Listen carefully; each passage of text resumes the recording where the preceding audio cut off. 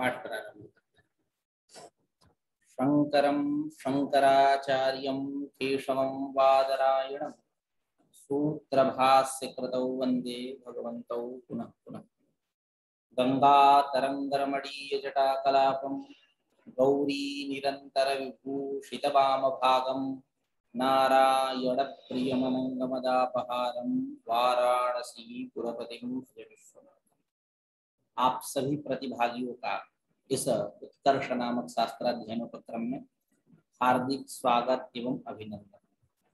जैसा कि पूर्व के भांति पुनः एक निश्चित समय पर हम लोग उपस्थित हुए हैं पंचदशी के अध्ययन क्रम में, चर्चा क्रम में, विचार क्रम में। यह हमारा अध्ययन क्रम कई दिनों से चला आ रहा है, एक अबाध गति से प्रवहमान है। एक पड़ाव पर आकर के हमारा यह अध्ययन क्रम रुका है। उस पड़ाव से पहले सुपरिचित होंगे, उसके बाद आगे का पाठ प्रारंभ करेंगे। जैसा कि मैं सामान्य रूप से बता दूं, पंचीकरण की चर्चा हुई, उसके बाद पंचीकरण के बाद वैश्वानर की चर्चा हुई, समष्टि से उपहित जो चैतन्य है, उसके बाद विश्व की चर्चा हुई, ठीक है। उसके बाद कर्म कुर्वते कर्म भोगाय कर्म कर्तुम च भुंजते, इसकी चर्चा हुई कि यह जो जीव है कीट के समान है। जिस प्रकार कीट एक भंवर से दूसरे भंवर में, एक आवर्त से दूसरे आवर्त में घूमता रहता है, उसको विश्रांति नहीं है, ठीक उसी प्रकार यह जो जीव है जन्म जन्मांतर में घूमता रहता है, जन्म जन्मांतर प्राप्त करता रहता है। और जब कोई कृपालु आ गया तो उस भंवर से उस कीट को निकाल लेता है, और वह कीट तीर के तरुद छाया को प्राप्त करके जिस प्रकार विश्राम करता है, ठीक उसी प्रकार यह जीव भी है, अधिकारी भी है। जब आचार्य को प्राप्त करेगा, करुणा निधि को प्राप्त करेगा, आचार्य को प्राप्त करेगा, उनके उपदेश को प्राप्त करेगा, और पंचकोश विवेक पूर्वक इस संसार चक्र से वह मुक्त होगा। यह यहाँ तक विचार हमारा हुआ था। उपदेशम अवाप्यैव आचार्या तत्वदर्शिनः पंचकोश विवेकेन लभन्ते निवृत्तिम पराम। 32वीं कारिका है, पहले तत्व विवेक प्रकरण का। यहाँ तक हमारा विचार आकर के रुका। अब आगे का विचार करेंगे। जैसा कि जो 32वीं कारिका है उसमें ये बात चली पंचकोश विवेकेन, तत्वदर्शी जो आचार्य, जो प्रत्येक अभिन्न परमात्मा का जिसने साक्षात्कार किया, ऐसे जो आचार्य, ऐसे आचार्य के उपदेश को प्राप्त करके वह जीव पंचकोश विवेक पूर्वक, पंचकोश यानी अन्नमय कोश, प्राणमय कोश, मनोमय कोश, विज्ञानमय कोश, आनंदमय कोश, या पंच विवेक कोशों का विवेक पूर्वक, ज्ञान पूर्वक पराम निवृत्तिम लभन्ते जीवाः, परम सुख मोक्ष को प्राप्त करता है। तो यह यहाँ पंचकोश की चर्चा हुई। तो वो पंचकोश कौन है, उनका क्या स्वरूप है, उसका विवेचन यहाँ से प्रारंभ कर रहे हैं। केते अन्नादयः पंचकोशाः इत्याकांक्षायां तान उपदिशति, तान कोशान उपदिशति, उन कोशों का उपदेश करना है। 33वीं कारिका में अन्नम प्राणो मनो बुद्धिरानंदश्चेति पंचते कोशास्तैरावृतः स्वात्मा विस्मृत्या संस्कृतिम व्रजेत। 5 कोश हैं, अन्नमय कोश, प्राणमय कोश, मनोमय कोश, बुद्धि यानी विज्ञानमय कोश, और आनंदमय कोश। ये 5 कोश हैं। कोशास्तैरावृतः स्वात्मा, इन कोशों से ढका हुआ आवृत जो आत्मा है, वह आत्मा विस्मृत्या संस्कृतिम व्रजेत, विस्मृति के कारण अपने स्वरूप को भूल गया, स्वस्वरूपानंद को भूल गया, वो जानता ही नहीं।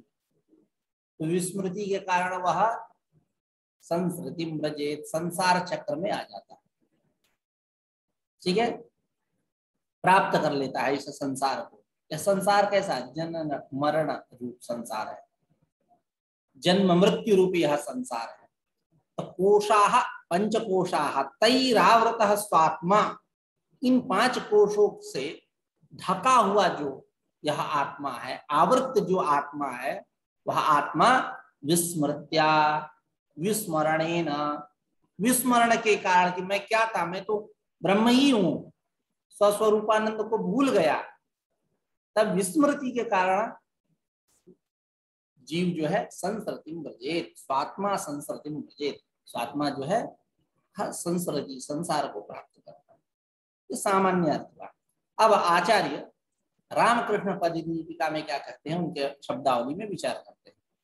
अंतःकरण अन्नम प्राणः इति प्रतिक्रिया, अन्नम प्राणो मनो बुद्धिरानंदश्चेति पंचकोशाः, ये 5 कोश है। अन्नमय कोश, प्राणमय कोश, मनोमय कोश और बुद्धि मतलब विज्ञानमय कोश और आनंदमय कोश। बुद्धिर विज्ञानम, बुद्धि का बोलते हैं विज्ञान।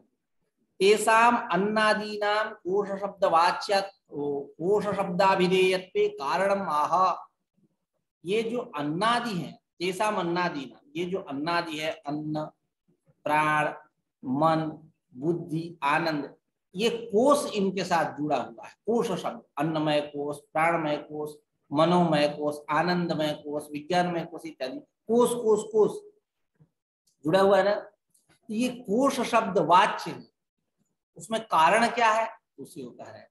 ऐसा अन्नादीनाम कोश शब्द वाच्यत्वे कोश शब्दाभिधेयत्वे कारणमाह, क्या तैहि विधि, प्रतीक देखिए, तीसरा चरण, कोशास्तैरावृतः स्वात्मा, ठीक है।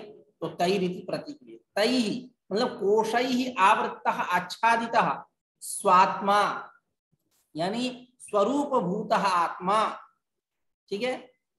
विस्मृत्या यानी स्वस्वरूप विस्मरणेन, अपने स्वरूप को भूल गया है, अपने स्वरूप को पहचानता ही नहीं कि मैं क्या था। तो स्वस्वरूप विस्मरणेन संसृतिम यानी जननादि प्राप्ति रूपम संसारम, यह संसार कैसा है, जनन मरण का चक्र है। तो जननादि प्राप्ति रूपम संसारम क्या, तो व्रजेत, प्राप्त करता। इस संसार को तो जब अपने स्वरूप को भूल गया, विस्मरण कर दिया, स्मरण नहीं हो रहा है कि मैं क्या था, तब इस संसार को प्राप्त करता। और इनको कोश क्यों कहते हैं, कोश क्यों कहते हैं, तो कहते हैं आचार्य यहाँ, कोशो यथा कोशकार कृमेः आवरकत्वेन क्लेश हेतुः एवं अन्नादयोपि अद्वयानंद अद्वयानंदत्वाद्यवधा, अद्वयानंद क्या लिखा है, अच्छा हाँ, अद्वयानंदत्वाद्यवर आवरकत्वेन आत्मनः क्लेश हेतुत्वात् कोशाः इत्युच्यन्ते इत्यर्थः। अद्वयानंदत्वादि आवरकत्वेन, उसका यह आवरक है। जैसे देखिए, कोश का तात्पर्य क्या है, जैसे कोशकार कृमि जो है, कीट मकोड़े, कुछ कीट मकोड़े ऐसे होते हैं, आप देखेंगे घर में, मिट्टी का घर हो या पक्का भी घर हो, उसमें भी देखा जाता है, कुछ ऐसे कीड़े होते हैं, वो अपना बनाते हैं, घर बनाते हैं, मिट्टी का घर बनाते हैं, और बनाते बनाते बनाते उसी में पैक हो जाते हैं। अब कैसे निकले, तो फोड़ के निकलते हैं, इसीलिए आप देखेंगे उनका जो घर होता है, कई कई जगह उसमें छेद दिखता है। तो बनाते बनाते अपने आप को पैक कर लेता है, क्लेश का हेतु हो जाता है। वो आवरक जो है, उसका वो महल निर्माण जो है, वो कैसा हुआ, उसके क्लेश का हेतु हो गया। उसी प्रकार ये जो कोश है, आनंदमय कोश, विज्ञानमय कोश, मनोमय कोश, प्राणमय कोश, अन्नमय कोश इत्यादि, यह जो कोश है, यह कोश कैसे हैं, ये कोश कैसे हैं, उस आत्मा के आवरक है, क्लेश के हेतु है। जैसे कोशकार कृमि जो घर बनाता है, वह क्लोश, उसका वह महल, महल कहिए उसके लिए, वो तो महल ही है, उसका वह जो महल है वह क्लेश का हेतु होता है। उसी प्रकार यह कोश भी है, ठीक है। उसी को कर कोशः यथा कोशकार कृमेः आवरकत्वेन, उसका आवरक आच्छादकत्वेन क्लेश हेतु कहा, कोशः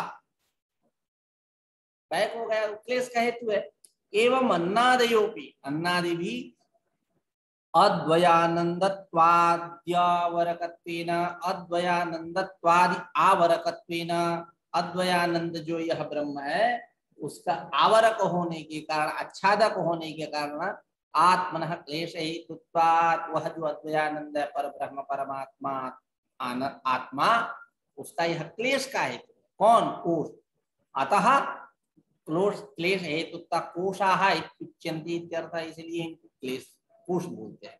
क्लेश का हेतु होने से इनको हम, ठीक है, स्पष्ट है। अन्नम प्राणो मनो बुद्धिरानंदश्चेति पंचते कोशास्तैरावृतः स्वात्मा विस्मृत्या संसृतिं व्रजेत्। आगे आचार्य कह रहे हैं, स्यात् पंचीकृत भूतोत्थम देह स्थूलोन्न संज्ञकः लिंगे तु राजसैः प्राणैः प्राणः कर्मेन्द्रियैः। एक अवतरणिका आचार्य रामकृष्ण बना रहे एक लाइन की, तेषां कोशानां स्वरूपाणि क्रमेण व्युत्पादयति। ये जो कोश बताए गए, 5 कोश बताए गए, इन कोशों का स्वरूप इस समय बतला रहे हैं। ठीक है, क्या बता रहे हैं? कोशों का स्वरूप बतला रहे हैं। क्या स्वरूप है? अन्नमय कोश किसे बोलते हैं, प्राणमय कोश किसे बोलते हैं, मनोमय कोश किसे बोलते हैं, विज्ञानमय कोश किसे बोलते हैं, आनंदमय कोश किसको बोलते हैं, पता है। स्यात् पंचीकृत भूतोत्थः देहः स्थूलः अन्न संज्ञकः, ये अन्नमय कोश है। पंचीकृत भूतों से बना हुआ उत्पन्न यह जो स्थूल देह है, इस स्थूल देह को हम बोलते हैं अन्नमय कोश। यह अन्नमय कोश है, अन्नमय कोश संज्ञक है यह स्थूल देह। और लिंगे तु राजसैः प्राणैः प्राणः कर्मेन्द्रियैः सह, लिंगे तु राजसैः प्राणैः, लिंग लिंग शरीरे वर्तमानैः राजसैः रजोगुण कार्यभूतैः प्राणैः प्राणापानादि वायु भी, ऐसा अर्थ करेंगे आचार्य कभी रामकृष्ण। यानी देखिए, आप याद करिए, स्मरण करिए, लिंग शरीर के 17 अवयवों की चर्चा हुई, जिसमें पंच ज्ञान इंद्रिय, पंच कर्म इंद्रिय, पंच प्राण और बुद्धि और मन, ये 17 अवयव होते हैं। लिंग और यह जो प्राणादि हैं, ये कैसे उत्पन्न होते हैं? आकाश आदि के रजोंश से उत्पन्न, रजोंश से उत्पन्न होते हैं। ठीक है, और यह प्राणादि 5 जो है, प्राण अपान व्यान उदान समान, ये जो है हृदय प्राण गुदेपान अपान समान, हृदय प्राण गुदेपान समान नाभिमंडले अपान कंठदेशे तो व्यान, नहीं गलत हो गया, हृदय प्राण गुदेपान समान नाभिमंडले उदान कंठदेशे तो व्यान सर्वशरीर, जल्दी बोलने में हो जाता है। तो ये जो पंच प्राण है, ये आकाश आदि के सात्विक अंश से उत्पन्न होते हैं, और यह लिंग शरीर में इनकी वर्तमानता, क्योंकि इनकी जो समष्टि है, पंच ज्ञानेन्द्रिय, पंच कर्मेंद्रिय, पंच प्राण और बुद्धि और मन, इनकी जो समष्टि समूह है, उसको हम लिंग शरीर बोलते हैं, सूक्ष्म शरीर बोलते हैं। तो तीसरा और जो चौथा चरण है इस कारिका का, लिंगे तु राजसैः प्राणैः प्राणः कर्मेन्द्रियैः सह, इसकी व्याख्या, लिंगे यानी लिंग शरीरे, राजसैः प्राणैः मतलब वर्तमानैः रजोगुण कार्यभूतैः प्राणैः, ऐसा उनके साथ, और कर्मेन्द्रियैः सह, और पंच कर्मेंद्रियां जब मिल जाएंगी तो कौन सा कोश होगा? इसको हम बोलते हैं प्राणमय कोश। आप वेदांत सार की पंक्ति को याद करिए, जो जहां चर्चा चलती है सूक्ष्म शरीर की, कोशत्रय मिलितम सत सूक्ष्म शरीरम उत्पद्यते। कोशत्रय विज्ञानमय कोश, मनोमय कोश और प्राणमय कोश, विशेष रूप से 3 ही कोश की वहां चर्चा होती है। यहाँ आनंदमय कोश और अन्नमय कोश की चर्चा नहीं करती है, नहीं होती है, वो उसकी पूर्व में चर्चा हो जाती है, अन्न विकारत्वात् एव हेतु हो इत्यादि करके। ठीक है, लेकिन यह जो सूक्ष्म शरीर है वो कैसा है? कोशत्रय मिलितम सत सूक्ष्म शरीरम उत्पद्यते। विज्ञानमय कोश में कहेगी बुद्धि और पंच ज्ञानेन्द्रिय, ज्ञान शक्तिमान कर्तृरूप है विज्ञानमय कोश, और मनोमय कोश मन और पंच ज्ञानेन्द्रिय। यह कैसा है? इच्छा, मन इच्छा करेगा, इच्छा शक्तिमान करण रूप, और प्राणमय पंच ज्ञानेन्द्रिय, पंच कर्मेंद्रिय, पंच प्राण, यह कैसा है? क्रियाशक्तिमान कार्य रूपा योग्यत्वात् एतेषां विभागः वर्णयन्ति, ऐसा वेदांत सार में कहते हैं आचार्य सदानंद।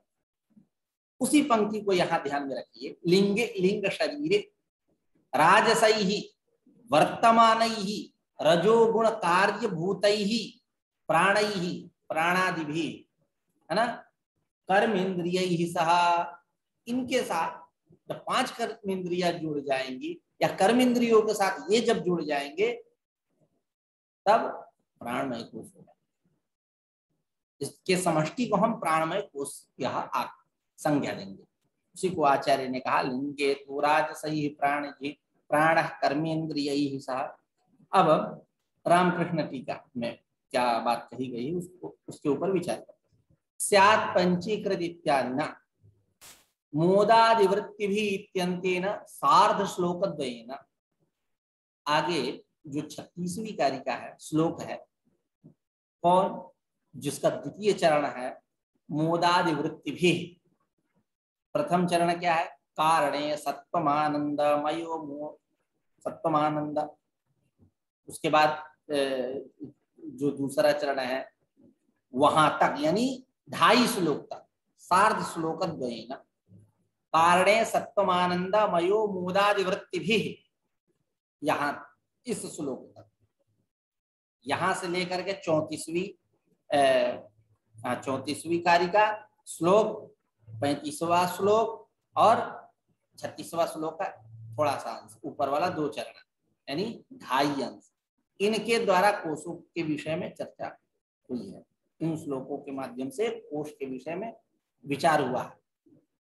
ठीक है, तो उसी को कह रहे हैं कि स्यात् पंचीकृत इत्यादि ना मोदादिवृत्ति भी इत्यंतेना, यहां से लेकर के वहां तक, यानी सार्ध श्लोक द्वयेन, 2.5 श्लोकों के माध्यम से कोश के विषय में विचार हुआ है, चर्चा हुई है। पंचीकृत पंचीकृतेभ्यः भूतेभ्यः उत्पन्नः स्थूलः देहः अन्न संज्ञकः अन्नमय शब्दितः कोशः स्यात्। अरे पंचीकृत भूतों से उत्पन्न यह जो स्थूल शरीर है, देह है, यह देह कैसा है, अन्न संज्ञक है। अन्न संज्ञक है यानी अन्नमय शब्दितः कोशः, अन्नमय शब्दवाच्य है, अन्नमय शब्द शब्दित है। ठीक है, यह कोश कैसा है, अन्नमय शब्दितः कोशः स्यात्। यह अन्नमय कोश है, ये स्थूल शरीर जो दिख रहा है अन्नमय कोश है।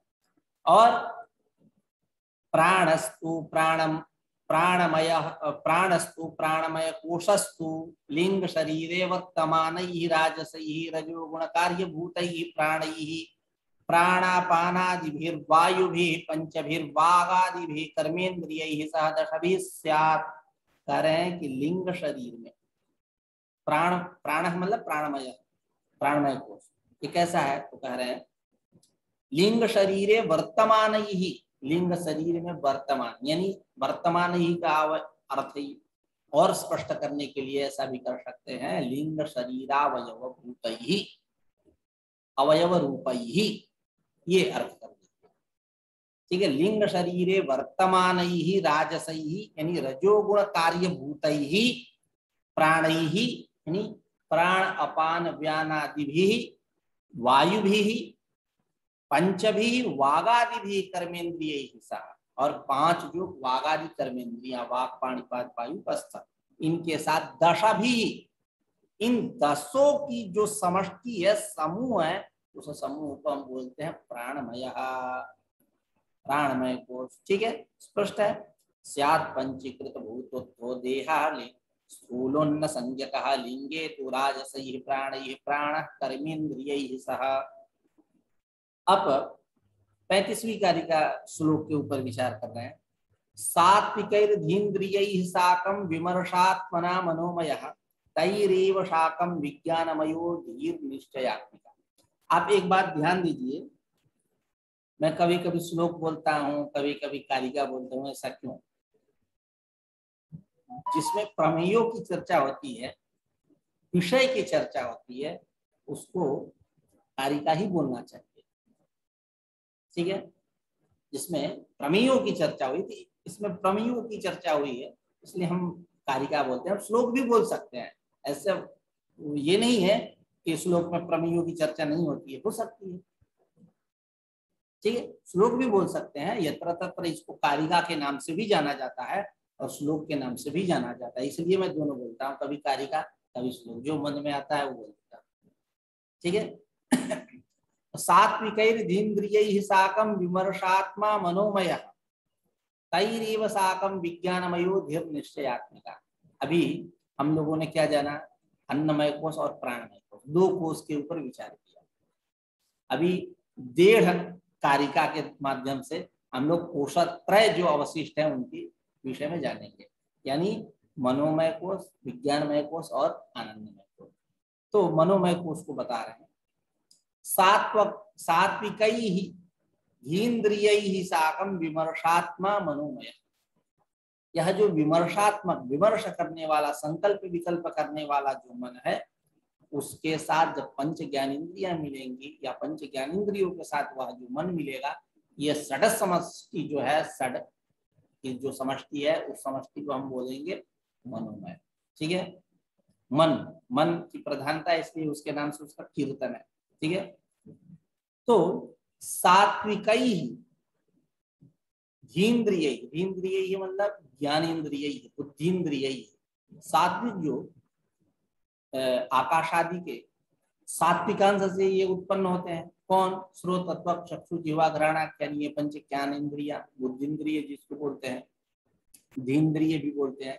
तो सात्विकैः धीन्द्रियैः, सात्विकैः के तात्पर्य क्या है यहाँ, तो अभी आचार्य कहेंगे सात्विकैः सत्वकार्य भूतैः धीन्द्रियैः, ऐसा अर्थ लेना कि वियदादीनां सात्विकांशेभ्यः उत्पन्नैः श्रोत्रादिभिः, ये इसका अर्थ है, ठीक है। तो ये सात्विकैः धीन्द्रियैः, आकाश आदि के सात्विकांश से उत्पन्न यह जो कर्म ज्ञानेन्द्रिया, इनके साथ साकम जो विमर्शात्मक मन जब जुड़ेगा तो वह मनोमय कोश होगा। तैरेव साकं विज्ञानमयो धीर निश्चयात्मिका। और विज्ञानमय कोश जब ज्ञानेन्द्रियों के साथ बुद्धि जुड़ जाएगी तो विज्ञानमय कोश, ठीक है। तो तैरेव साकम, तैरेव यानी सात्विकैर्धीन्द्रियैः साकम, उनके साथ धीर निश्चयात्मिका, जो बुद्धि निश्चयात्मिका है, ये जब जुड़ जाएगी तो ये जो षड की समष्टि है, इस समष्टि को हम क्या बोलेंगे, विज्ञानमय, विज्ञानमय कोश के नाम से जानेंगे। तो सामान्य अर्थ हुआ सात्विक, इन आकाश आदि के सात्विक अंश से उत्पन्न जो ज्ञानेन्द्रिय श्रोत्रादि, इनके साथ जब मन विमर्शात्मक जुड़ेगा तो मनोमय कोश, जब इनके साथ, इन पंच ज्ञानेन्द्रियों के साथ जब बुद्धि निश्चयात्मिका जुड़ेगी तो उसको हम बोलेंगे विज्ञानमय कोश, ठीक है। उसी को आचार्य ने कहा 35वीं कारिका में, सात्विकैर्धीन्द्रियैः साकं विमर्शात्मा मनोमयः तैरेव साकं विज्ञानमयो धीर निश्चयात्मिका, ठीक है। अब आचार्य की शब्दावली में समझते हैं पददीपिका। विमर्शात्मा यानी संशयात्मकम पंचभूत सत्वकार्यम यन्मनः, यह मन कैसा है, आकाशादीनां वियदादीनां सात्विकांशेभ्यः मिलितेभ्यः उत्पद्यन्ते कौन, एतानि अंतःकरणानि, ये अंतःकरण आकाश आदि के सात्विकांश से उत्पन्न होते हैं और ये प्रकाशक है। अचानक कट गए, कोई बात नहीं, हाँ चलिए प्रारंभ। तो विमर्श, यह मन कैसा है, संकल्प विकल्पात्मक है, संकल्प विकल्प करने वाला है, विमर्श करने वाला है, अनुमान करने वाला इत्यादि, ठीक है। तो विमर्शात्मा संशयात्मकम पंचभूत सत्वकार्यम यन्मनः, पंचभूत का के सात्विकांश से उत्पन्न जो उनका सात्विक कार्य जो यह मन, यन्मनः उक्तम सत तत्, जिस मन की चर्चा हुई विमर्शात्मा इत्यादि पद के द्वारा, विमर्शात्मा संशयात्मकम पंचभूत सत्वकार्यम यन्मनः उक्तम कारिकायां तत्सात्विकैः प्रत्येकम भूत सत्व कार्य भूतैः धीन्द्रियैः, प्रत्येक भूत के वियद हो, वायु हो, तेज हो, जल हो, पृथ्वी है, इनके प्रत्येक के सात्विकांश से यह उत्पन्न होते हैं श्रोत्रादि। उसे कह रहे हैं कि तत्मनः सात्विकैः प्रत्येकम, यानी भूत सत्व कार्य भूतैः धीन्द्रियैः, आकाश आदि के सात्विकांश से उत्पन्न जो यह धीन्द्रिय हैं, श्रोत्रादि इंद्रिय हैं, इनके साथ, यानी श्रोत्रादि भी पंच भी ज्ञानेन्द्रिय साकम मनः, मन जो है साकम सहितम मनोमय कोशः स्यात्, यह मनोमय कोश पूर्वेण संबंध, पूर्वेण पहली जो इसके पहले वाली जो कारिका है, उसके पहले वाली जो कारिका है, अन्नम प्राणः मनो बुद्धि आनंदश्चेति पंचते कोशास्तैरावृतः स्वात्मा विस्मृत्या संस्कृतिम व्रजेत। तो हाँ कोश शब्द आया, तो कोश शब्द को विभक्ति विपरिणाम करके यहाँ संबंध बना देंगे, कोशः अन्नमय कोशः, ऐसा। ठीक है। तो विमर्शात्मा संशयात्मकं पंचभूत सत्वकार्यं यन्मनः उत्तम तत्सात्विकैः प्रत्येकं भूत सत्वकार्य भूतैः धीन्द्रियैः श्रोत्रादिभिः पंचभिर्ज्ञानेन्द्रियैः साकं सहितं मनोमयः कोशः स्यादिति पूर्वेण संबद्धः। स्पष्ट है। आगे निश्चयात्मिकाधि तेषामेव सत्वकार्य रूपा बुद्धिः तैरेव पूर्वोक्तैः ज्ञानेन्द्रियैः एव साकं सहिता सती विज्ञानमयः विज्ञानमयाख्या कोशः स्यात्। बुद्धि कैसी है? निश्चयात्मिका, निश्चय करने वाली है। अध्यवसायो बुद्धि, यह बुद्धि कैसी है? अध्यवसाय करने वाली है। तो निश्चयात्मिका यह जो बुद्धि है, तेषाम,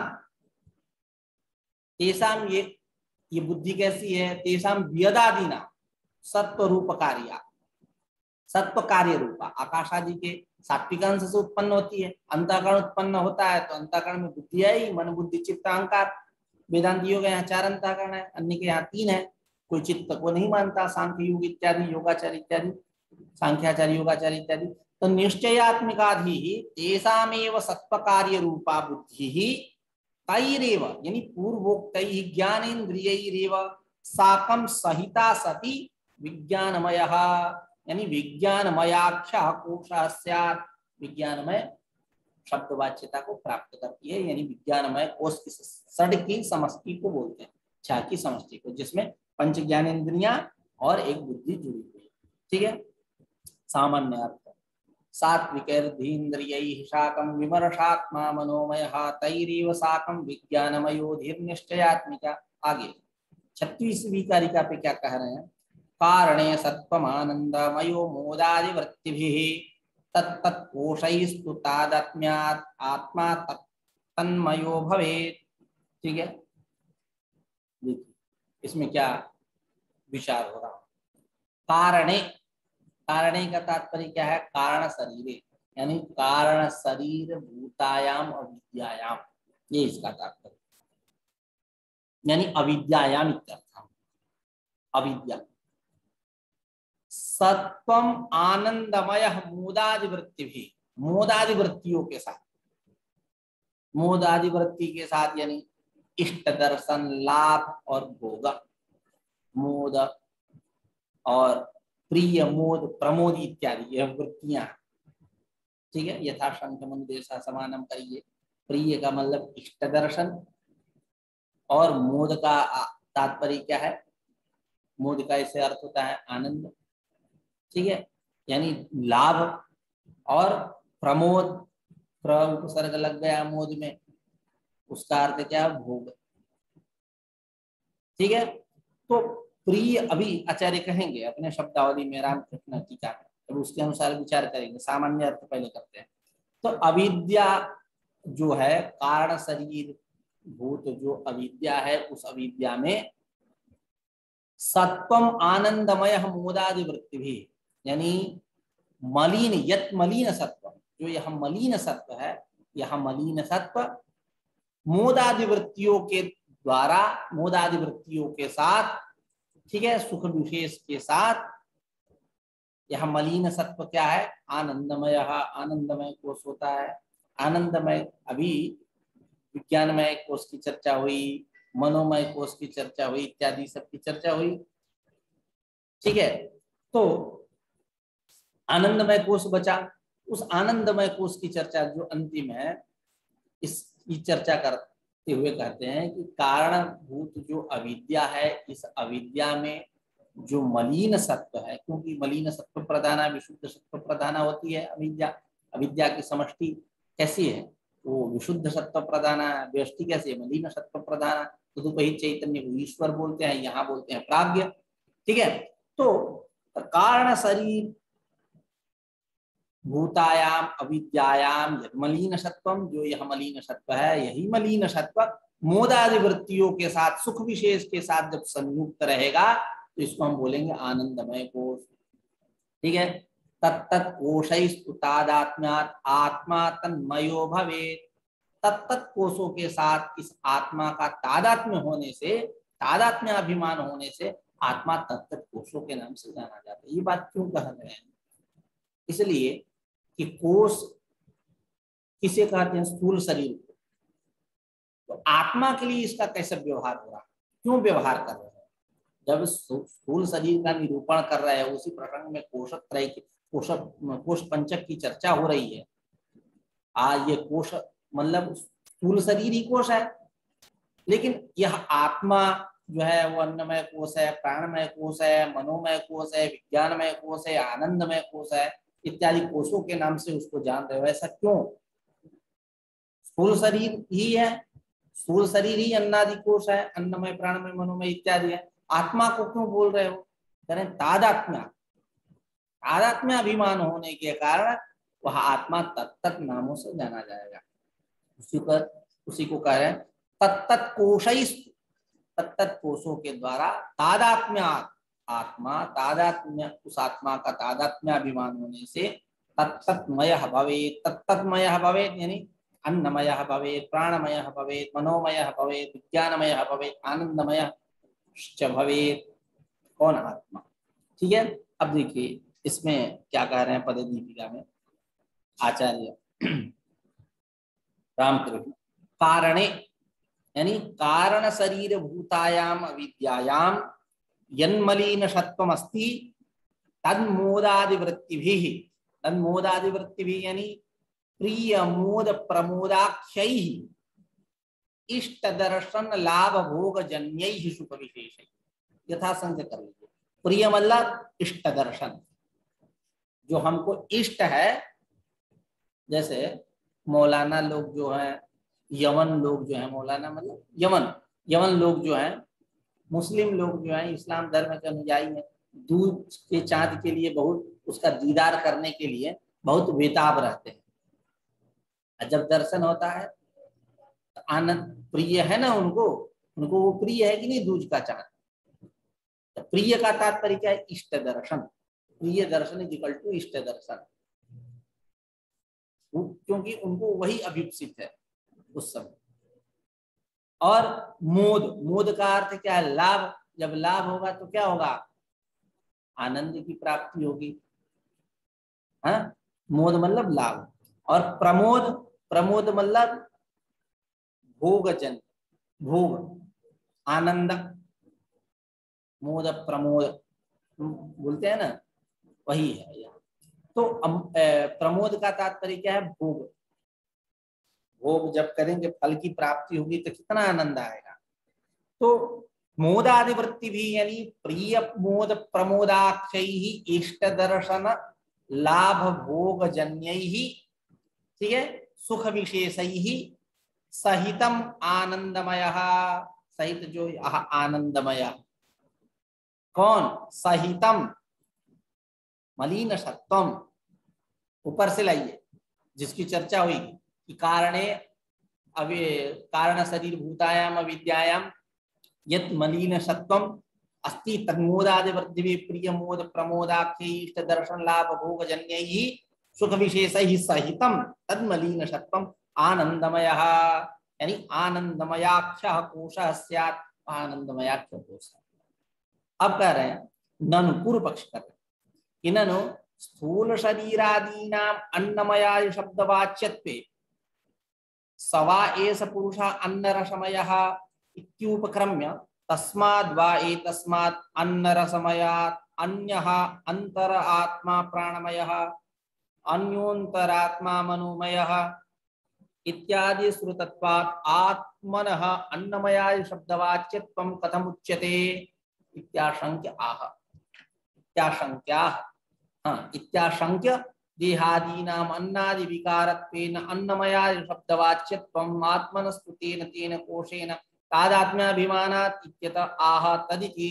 देखिए, जो हम लोगों ने अभी पूर्व में विचार किया, पूर्व पक्ष ये हो रहा है कि स्थूल शरीरादि नाम अन्नमयादि शब्दवाच्यत्व, यह जो स्थूल शरीर है, यह स्थूल शरीर कैसा है? अन्नमय आदि शब्दवाच्य है। तो हम आत्मा को कैसे बोल रहे हैं कि वो अन्नमय है, प्राणमय है, मनोमय है, विज्ञानमय है? कैसे बोल रहे हैं? क्यों बोल रहे हैं? कैसे बोल रहे हैं यानी क्यों बोल रहे हैं? स्थूल ये शरीर यह अन्नमय है, अन्नमय आदि शब्दवाच्य, उसमें कैसे व्यवहार हो रहा है?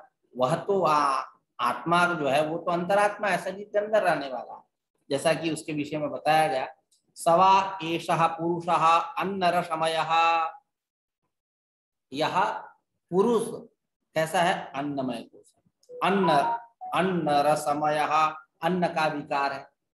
श्रुति बता रही है उस आत्मा के लिए, कह रही है कि वह आत्मा जो है पुरुष, मतलब पुरुष विशेष ब्रह्म, वह जो है वो कैसा है? अन्न अन्न रसमयः, अन्न की प्रचुरता वाला है। यहाँ से उपक्रम, यहाँ से लेकर के तमाम चर्चाएं हुई आगे भी। तस्माद् वाई तस्माद् अन्न रसमयात् अन्यः अंतरः आत्मा प्राणमय। अब देखिए उस आत्मा के लिए प्राणमय शब्द भी आए कि इस अन्नमय पुरुष से अन्य शरीर के अंदर विराजमान जो अंतरः, शरीर के अंतर शब्द अधिकरण शक्ति प्रधान, शरीर के अंदर विराजमान जो यह आत्मा कैसा है? प्राणमय, प्राणमय है। और अन्योंतरात्मा मनोमय, उस प्राणमय से भिन्न शरीर के अंदर विराजमान यह जो पुरुष विशेष है, स्वयं ज्योति रूप जो है आत्मा, यह मनोमय है। उस आत्मा के लिए अन्नमय, प्राणमय, मनोमय व्यवहार हो रहा है। कैसे कर रहे हो? स्थूल शरीर के लिए ये सब व्यवहार होता है। उस पे कह रहे इत्यादि श्रुतत्वात् आत्मनः अन्नमयादि शब्दवाच्यत्वं कथम उच्यते। इत्यादि श्रुतियों में आत्मा को अन्नमय, प्राणमय, मनोमय इत्यादि बताया गया, तो उस आत्मा में अन्नमय आदि शब्दवाच्यत्वं कथम उच्यते, कैसे कह रहे हो? इत्याशंक्य, ऐसी आशंका होगी तो सुनो। देहादीनाम अन्नादि विकारत्वेन अन्नमयादि शब्दवाच्यत्वं, कह रहे हैं कि देहादि जो है यह अन्न का विकार है। अन्न पान आदि करेंगे, वीर्य बनेगा, वीर्य विकार है, अन्न विकार है यह शरीर। तो ये देहादि अन्नमय आदि पदवाच्य हैं, उनके अन्नमय आदि नामों से इनको जाना जाएगा। देहादि नाम अन्नमय आदि विकारत्वेन अन्नमय आदि शब्दवाच्यत्वं आत्मनस्तु, लेकिन आत्मा जो है यह क्या है? तेन तेन कोशेन तादात्म्याभिमानात्, तेन तेन कोशेन, अन्न, प्राण, मन, बुद्धि, आनंद, इन कोशों के साथ तादात्म्याभिमान करने वाला होने से, तादात्म्याभिमान होने से उस आत्मा का तादात्म्याभिमानात् इति आह तत्तद इति। प्रतीक लिए कारिका में गए तत्तत् कोशैरावृतस्तु तत्तत् कोशैस्तु तादात्म्यात् आत्मा तत्तन्मयो भवे, तत्त कोशों वाला जाना जाएगा। तादात्म्य अभिमान, बस इतना हेतु जाते, तादात्म्य अभिमान। तत्तदिति आत्मा प्रत्यगात्मा तत्तत् कोशैः, यानी तेन तेन कोशेन सह तादात्म्यात् तादात्म्याभिमानात् तन्मयः, यानी तत्तत् कोशमयः स्यात्, तत्तत् कोशमय वाला हो जाएगा। उस नाम से उसको जाना जाएगा। व्यवहार काले अन्नमयादि कोश प्राधान्यात् अन्नमयादि शब्दवाच्य इत्यर्थः, लेकिन व्यवहार काल में अन्नमयादि कोशों की ही प्रधानता है, इसलिए क्योंकि इसी से व्यवहार घट का आहरण और इत्यादि घट करेंगे, घट में को लेकर के कंबुग्रीवादिमान पदार्थ को लेकर के जलाहरण इत्यादि क्रिया करेंगे। तो व्यवहार काल में वो आत्मा नहीं आएगा ये करने के लिए। तो व्यवहार काल में अन्नमयादि कोश प्राधान्यात्, अन्नमयादि कोश की प्रधानता होने से अन्नमयादि शब्दवाच्य इत्यर्थ, वह आत्मा जो है अन्नमयादि शब्दवाच्य है। तू शब्दश्च आत्मनः कोशेभ्य वैलक्षण्य द्योतनार्थ। तू शब्द, इसमें कारिका में तू आया, क्या तत्त कोशैस्तु। तू शब्द किस लिए है, तो कह रहे हैं कि तू शब्द की भूमिका यही है, आत्मनः कोशेभ्य वैलक्षण्य द्योतनार्थ। कोशों से आत्मा क्या है, इन 5 कोशों से भिन्न है, विलक्षण है। केवल तादात्म्य अभिमान से वो तत्त आख्या को प्राप्त कर रहा है, संज्ञा को प्राप्त कर रहा है, अभी तो इनसे भिन्न है। उस वैलक्षण्य को बताने के लिए तू शब्द का प्रयोग है। जैसे उसी को कहे तू शब्दः, तू शब्दश्च आत्मनः कोशेभ्य वैलक्षण्य द्योतनार्थ। आत्मा जो है इन कोशों से विलक्षण है, यह बात बताने के लिए तू शब्द। कहीं कहीं वैलक्षण्य द्योतक तू शब्द है, जैसे यहाँ कहीं कहीं पूर्व पक्ष व्यावृत्त्यर्थक भी तू शब्द होता है, जैसे तत्तु समन्वयात्। कहीं कहीं तू शब्द जो है नाम अर्थ में भी होता है, जैसे अधिकारी तू, है ना, अनुबंध चतुष्टयंतु, अधिकारी तू, ठीक है, प्रयोजनंतु। तो यहाँ अधिकारी तू का मतलब क्या, अधिकारी नाम, क्योंकि ऊपर आचार्य ने कहा वेदांत सार में साधन चतुष्टय संपन्न प्रमाता, साधन चतुष्टय संपन्न जो है वही प्रमाता है, वही अधिकारी है। तो अब साधन चतुष्टय संपन्न प्रमाता जो है वही अधिकारी है। तो अब और उसके पहले अनुबंध चतुष्टय की चर्चा हुई, अधिकारी विषय संबंध प्रयोजन, अधिकारी विषय संबंध प्रयोजन की चर्चा हुई। तो ये 4 है अनुबंध चतुष्टय। तो अब इनमें एक ही कशः व्याख्या करते हैं, अधिकारी किसे कहते हैं, विषय किसे कहते हैं, प्रयोजन किसे कहते हैं, संबंध किसे कहते हैं, अधिकारी विषय संबंध प्रयोजन। तो एक एक की व्याख्या। तो अधिकारी तू मतलब अधिकारी नाम, ये उसका अर्थ है। तू वहां किस अर्थ में है, नाम अर्थ में, अधिकारी नाम। जैसे प्रयोजन परिच्छेद में आचार्य धर्मराजा धरीन्द्र क्या कहते हैं, प्रयोजनंतु यदवगतम स्ववृत्तितयस्यते। प्रयोजनंतु मतलब प्रयोजनम नाम, ठीक है। जैसे वेदांत की चर्चा होती है तो वेदांत किसे कहते हैं, तो आचार्य क्या कहते हैं, वेदांतो नाम उपनिषद प्रमाणम। तो वेदांतो नाम, तो यहाँ अधिकारी का अर्थ क्या है, तो मतलब नाम। तो कहीं कहीं वैलक्षण्य द्योतक भी होता है तो शब्द। यहाँ जैसे इस कारिका में जो तू शब्द है, करणे सत्वमानंद मयो मोदाद वृत्ति भी तत्त कोशै स्फुटादात्म्याद आत्मा तन्मयो भवेत्, आत्मा तन्मयो भवेत् इत्यादि, है ना। तो तू शब्द जो है वैलक्षण्य द्योतक है, और तत्व समन्वयात में पूर्व पक्ष व्यावृत्त्यर्थक है, अधिकारी को यहाँ नाम अर्थ में इत्यादि बहुत सारे अर्थ है। और अति दूरात सामीप्यात सांख्य कारिका में भी कहीं आता है, सामान्य तस्तु दृष्टात्, वहां भी है सामान्य तस्तु दृष्टात् इंद्रियाणाम प्रतीतिरन और अनुमानात्, ठीक है। तो वहां भी तू का वाच्यस्पति मिश्र कुछ अर्थ करते हैं, वैलक्षण्य ही ऐसा करके देख लीजिएगा, मूल में ही है सांख्य तत्व, ठीक है। आगे की चर्चा है कथम तरहि एवं विधस्य आत्मनः ब्रह्मत्वम इत्यादि, अन्वय व्यतिरेकाभ्याम पंचकोश विवेकतः इत्यादि कल चर्चा करेंगे। आज की चर्चा यही से, कुछ पूछना है तो पूछ लीजिए।